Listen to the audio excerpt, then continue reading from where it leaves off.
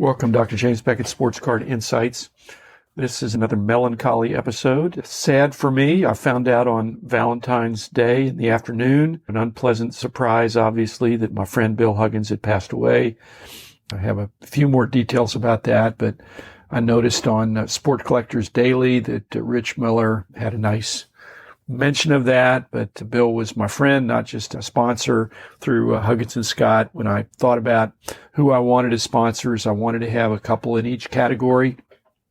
And I immediately thought of Heritage and Huggins and Scott. And Bill was not that much of a podcast guy, but I think he just trusted me. He said, sure, count me in. And then I delighted in having him on and having his son Ricky along with the Bill on Father's Day. I think that was last year, and really that was a kick. And I think Bill got a lot out of it, and so did Ricky. But that's all we have now, are memories. Not what I wanted to celebrate on Valentine's Day. I still had a nice celebration with my awesome wife, but a little bit subdued. You just can't hear things when you hear bad news.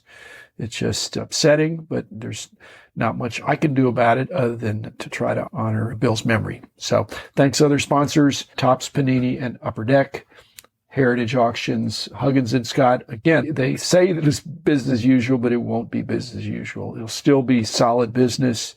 They've got a great team there, but it'll never be the same without Bill. But they're still a sponsor.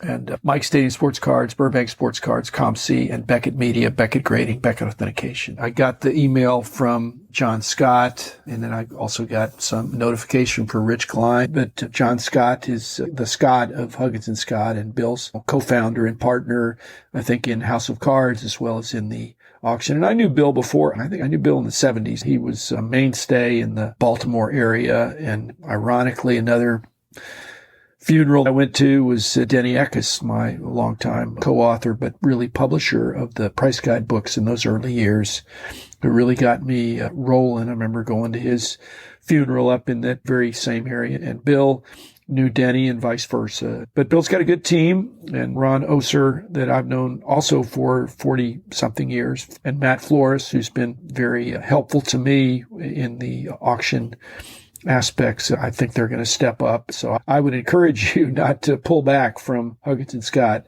in spite of this loss. I think they're going to make the best of it, and I certainly am going to continue to enjoy that auction. Again, it'd be a little melancholy without Bill, but I have a long time friendship with Ron Oser, and like I say, Matt has come through for me. So I will be trying to do business as usual in terms of bidding. And I've encouraged a number of people to submit to bid, but also to put in lots. When you see what they're doing there, part of Bill's legacy are these fabulous treasure chest lots that are described but not over-described, pictured but not over-pictured, so that when I've won some of these lots, I've just delighted in opening them up. And I haven't won every time. And sometimes I've lost the auction by going to sleep too early, and sometimes I've lost by winning the auction and getting a lot that I made some assumptions that weren't, again, my fault. No complaints against them. But again, they're very unique in what they do. They have a niche, and I would encourage them to stay in that niche and to do that. There's funerals, and there's memorial services, and there's celebrations of life. And I think Bill's going to have a celebration of life at some point, maybe not immediately. A lot of times when there's a funeral, it's very quick. People can't get there as easily, and he's worthy of honor. And again, he had, I'm sure, friends in the area, but friends all over the country, certainly from not just the auction, but him being at pretty much all the nationals. I hope to go to that and to give my condolences to his wife and kids. Ricky's the only one I really knew. Nancy, I know was a great wife to Bill, so looking forward to doing that. I noticed that people don't like change. And the ultimate change is death, and nobody escapes it. You might as well get ready for it. I think Bill, toward the end, knew the end was in sight, and I think he was declining. Heart failure. Again, he had a big heart, but do you want your heart to beat for 80 mediocre years, or 60 great years, or 70 great years, or 90 mediocre years? He had, I think, great years and a great deal of enjoyment of life. And I intersected with him on a lot of those enjoyment. I know two of the things that we shared in those great years that he had were he loved golf, like me, not a great golfer, and he loved food. He was a foodie. He was part of the pretty much the regular group of guys, the old timers that got together, old guard at the National on whatever it was, Thursday night. I don't know which night, sometimes more than one night, but he really loved great food and wine and loved golf. And so a lot of my interactions were at the events where we'd play golf together and have a great meal together with a bunch of like-minded hobby friends in both those instances. Some people, when they're playing golf, they can remember every hole that they played on every course. Or if they're a foodie, they can remember each course they had of some great meal, of what it came in what order. And I'm just not like that. I'm not sure Bill was either. But one thing I do think we had is that I think we have an uncanny way of remembering the collections we bought or the auction lots that we bought. And so I remember talking to him about that. And I would mention a lot that I bought that really worked out great, and he'd remember it. And again, that's the kind of memory. It's not what happened on a certain golf hole or the highlight of some meal. It was just, that was a great meal, and I had fun at the golf course, did okay. But we sure had a passion for the hobby, and that was great. I do remember being with him, just on the order of it's not your time, because regardless, I mean, you can have different religious opinions. I believe God is sovereign. You've got a certain number of days. And like I said, it's better to have 60-something great years than 80-something mediocre years. But I do remember being at Kapalua with Bill and playing golf with him at one of the Kit Young events, and coming off the sixth hole, the seventh hole.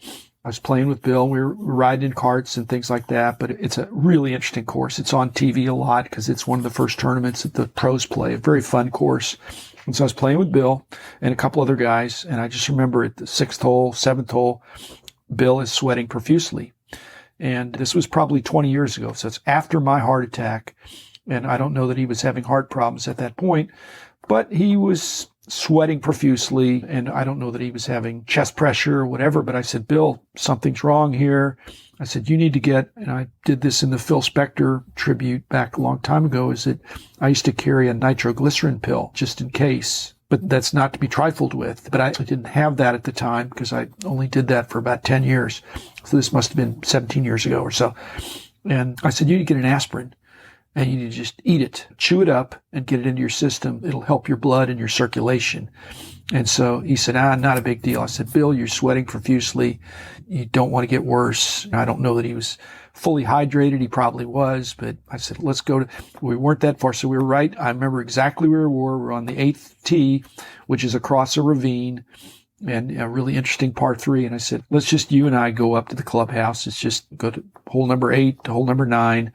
And get an aspirin, and you just eat it. They'll have an aspirin there, and you'll crunch it up, and so it'll get into your bloodstream faster.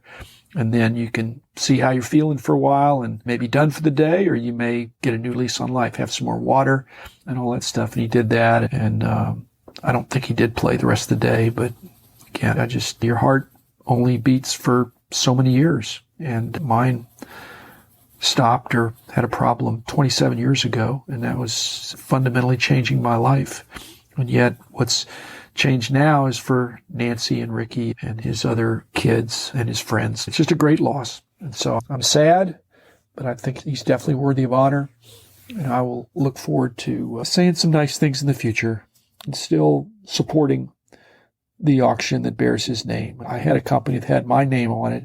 I left and the company still went on.